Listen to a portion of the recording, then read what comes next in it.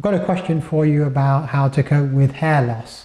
You talked in your main account about your initial approach, but I noticed for some people hair loss is really, really scary, and other people seem to take it in their stride. And also resources vary depending on what local facilities are available.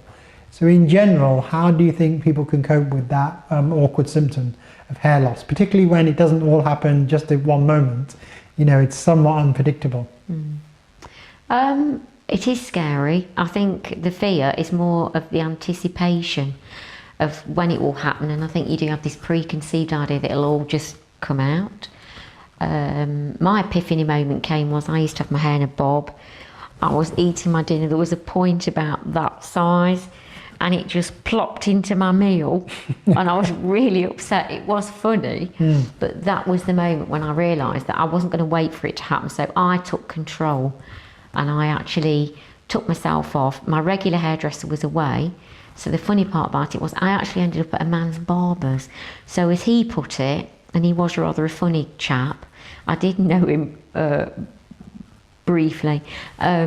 He said, well, you came in here looking, you know, normal, and we had a bald moment, and you went out looking like Katie Price, because I'd managed to get a long wig with a baseball cap, and I went out completely different. So although it's a scary experience, it can be quite liberating. You can reinvent yourself. You can be the type of person, if you had long dark straight hair, you can come as a blonde, you can have long ginger ringlets if you like, you can have pink hair.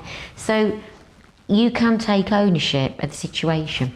You can make it a positive experience by changing who you want to be at that time. Getting back in control in a way.